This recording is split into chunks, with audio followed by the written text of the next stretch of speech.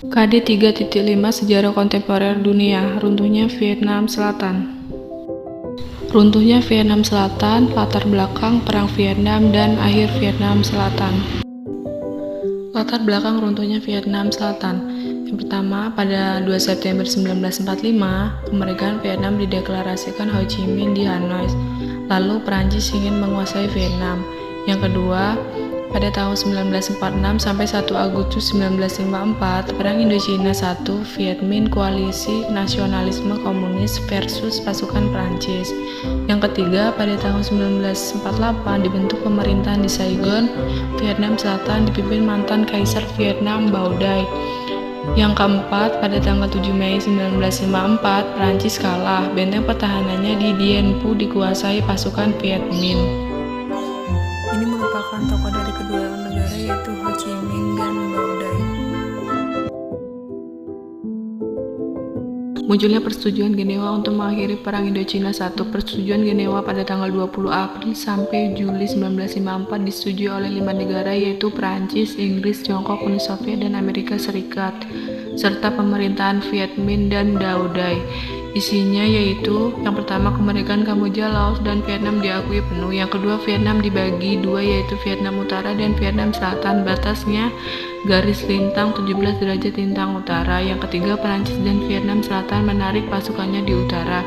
Yang keempat, Republik Demokratik Vietnam diakui secara de facto. Yang kelima, diadakan pemilu pada Juli 1956 untuk menyatukan Vietnam.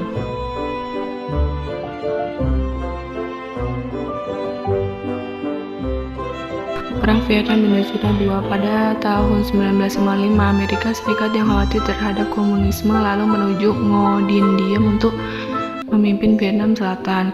Ngo Dinh Diem yang mengambil alih tanah rakyat sehingga rakyat kecewa. Front Pembebasan Nasional atau Viet Cong.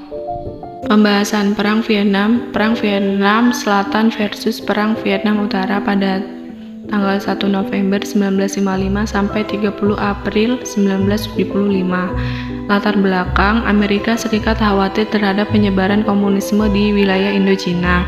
Medan pertempuran yang berat dan strategi gerilyawan pasukan Vietnam Utara sukses membuat Amerika Serikat kewalahan. Sekitar 56.000 tentara Amerika Serikat tewas pada tahun 1961 sampai 1975. Peran Amerika Serikat dalam Perang Vietnam menempatkan 460.000 pasukan udara dan laut di Vietnam Selatan, mengundang lebih dari 100 ofisir yang dipimpin Jenderal Sumner Williams untuk melatih tentara Vietnam, membentuk kolektif defensi pasukan Vietnam Selatan dan Amerika Serikat.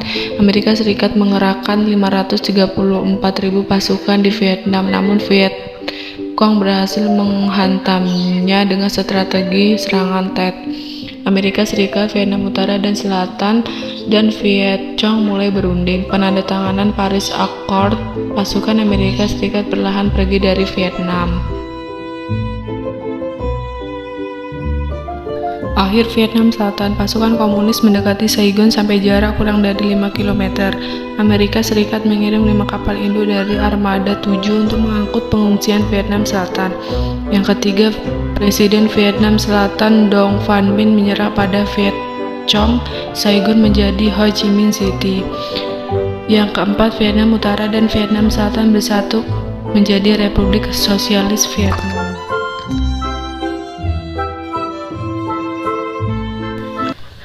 Simpulan, kalau kita perhatikan sebenarnya peperangan yang terjadi di Vietnam ini merupakan peperangan kepentingan blok barat dan blok timur. Dari kedua wilayah Vietnam tersebut, keduanya berada di bawah bayang-bayang negara lain, hingga akhirnya Vietnam menjadi negara yang utuh dan bersatu pada 1976. Nah, kalau secara politik, ini menjadi penanda kemenangan blok timur terhadap blok barat di Asia Tenggara dan Vietnam menjadi negara komunis.